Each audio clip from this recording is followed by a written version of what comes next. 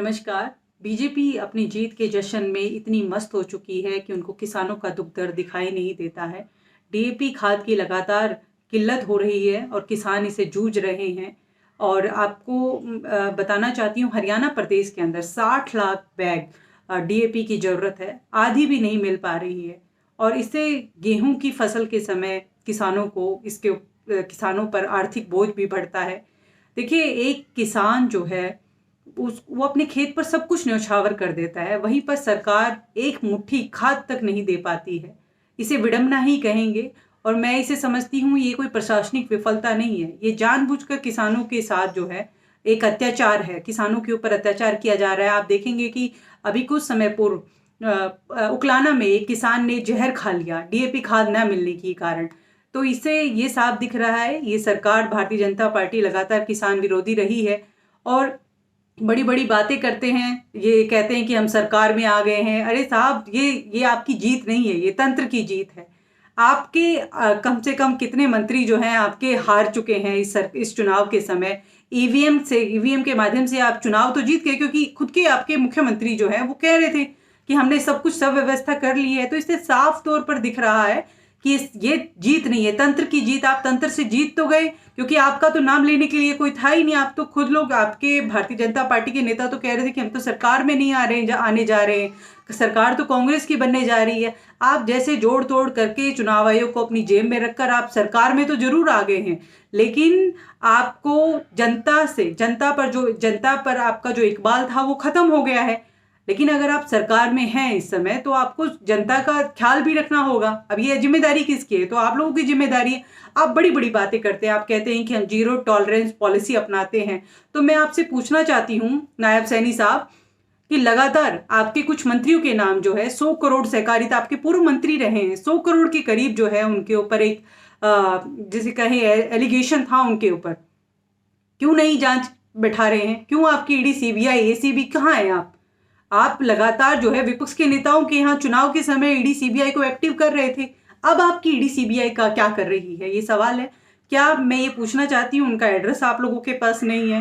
क्यों आप अपने मंत्रियों को, जो आपके पूर्व मंत्री हैं, उनको लगातार बचा रहे हैं, लेकिन वहीं पर विपक्ष के नेताओं के यहाँ तुरंत एक्टिव हो जाते हैं? सवाल यहाँ ये है कि आपकी जीरो टॉलरेंस पॉलिसी किस काम की है, जब आप अपने मंत्रियों को बचाते हैं, अपने पूर्व मंत्रियों को बचाते हैं? क्योंकि आप ये दिखाना चाहते हैं कि भारतीय जनता पार्टी में तो सब जो है वॉशिंग मशीन की तरह, कहते हैं दूध के धुले हुए, साफ सुथरे हैं, धुले हुए हैं।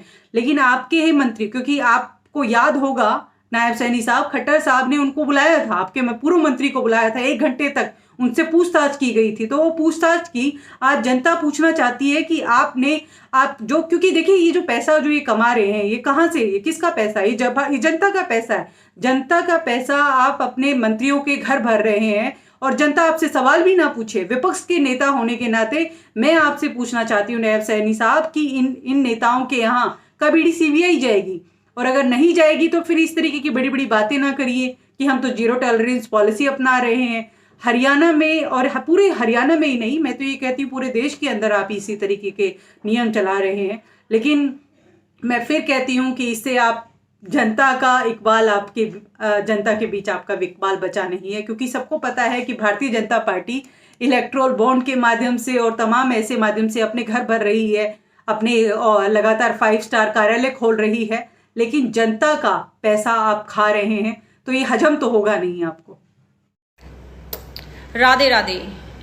बांग्लादेश में जो हिंदुओं के साथ हो रहा है ना, वहां के लोग हिंदुओं को ये नहीं पूछ रहे कि तू ब्राह्मण है, तू दलित है, तू राजपूत है, तू जाट है, तू गुर्जर है, तू बनिया है, या फिर तू अहीर है, यादव है। वहां तो केवल ये देखा जा रहा है ये हिंदू है बस।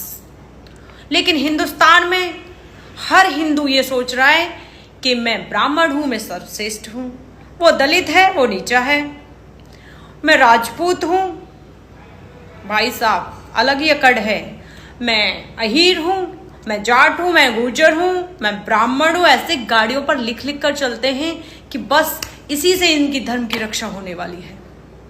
सुधर जाओ बीबी। जिस दिन भारतवर्ष में ये होगा ना जो बांग्लादेश में हो रहा है, वहां कभी भी आपकी जाति प्रमाण पत्र नहीं लिया जाएगा। केवल और केवल ये देखा जाएगा कि तुम हिंदू हो। याद रख लेना, निकलो इस जातिवाद के चक्रव्यूह से और अपने धर्म की रक्षा सुरक्षा के लिए एक हो जाओ। राधे राधे, जय श्री कृष्ण।